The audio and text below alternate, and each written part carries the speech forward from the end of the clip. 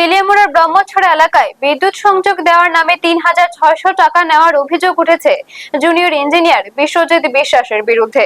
অভিযোগকারী পরিবারের দাবি, প্রায় ১ বছর আগে নতুন বিদ্যুৎ সংযোগের জন্য ওই টাকা দেওয়া হয়। এরপর বাড়িতে বিদ্যুৎ সংযোগ দেওয়া হলেও দীর্ঘদিন কোনো বিদ্যুৎ বিল আসেনি। অভিযোগকারী খোকন দাসের স্ত্রী সবিতা মোদকের দাবি, বিষয়টি নিয়ে জুনিয়র ইঞ্জিনিয়ারের সঙ্গে একাধিকবার যোগাযোগের চেষ্টা করা হলেও সাড়া মেলেনি। পরে তেলিয়ামুড়া বিদ্যুৎ নিগমের ডিভিশন ১ অফিসে যোগাযোগ করলে জানতে পারেন সরকারি নথিতে তাদের নামে কোনো বিদ্যুৎ সংযোগ নথিভুক্ত নেই। এরপর দপ্তরের কর্মীরা বাড়িতে গিয়ে সংযোগ বিচ্ছিন্ন করে দেন বলে পরিবারের অভিযোগ।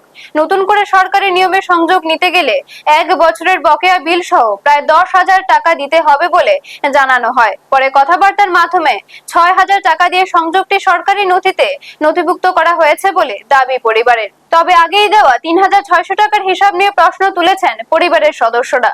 তাদের অভিযোগ, ওই টাকা সম্পর্কে জানতে চাইলে জুনিয়র ইঞ্জিনিয়ার বিশ্বজিৎ বিশ্বাস জানতে চান কেন অফিসে অভিযোগ করা হয়েছে। পাশাপাশি বর্তমানে টাকা ফেরত দেওয়া সম্ভব নয় বলেও জানানো হয় বলে অভিযোগ। পরিবারের সরাসরি অভিযোগ, বিদ্যুৎ সংযোগের নামে নেওয়া ৩,৬০০ টাকার কোনো রসিদ তাদের দেওয়া হয়নি।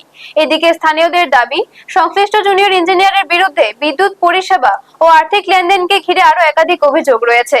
তবে এসব অভিযোগেরও নিরপেক্ষ তদন্ত প্রয়োজন বলে মনে করছেন এলাকাবাসী।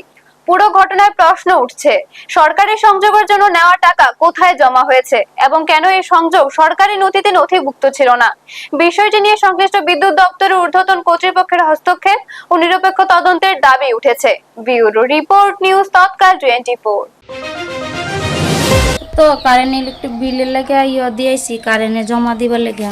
তারপরে আমার জামাই নিয়ে দিয়েছে পরে টাকা তাই নিয়ে রাখছে, রাখা 10-12 দিন পরে লাইন দিয়ে গেছে। তারপরে 1 বছর হয়েছে আমার বাড়িতে বিল করে না। তারপরে আমি পাঠাইছি বিল করবার লেগে। তারপর আমিও গেছি, কইছে মিটার নিয়ে ভিডিও করে নিয়ে দেখাইতাম। তারপরে দেখাইছি, এবারে কিছু কইছে না। এরপরে আমার জামাইরা পাঠাইছি, পরে তাই নিয়ে গিয়ে কইছে এইটুকু স্যারেরা কইছে পরে তোমার তো নামই নাই, এই কথা কইয়া তাই নিয়ে লাইন কাটটা দিয়ে গেছে। তাইনে বলতে এইটুকু স্যার, আচ্ছা এইটুকু স্যারের লোক পাঠাইয়া লাইন কাটটা দিয়ে গেছে।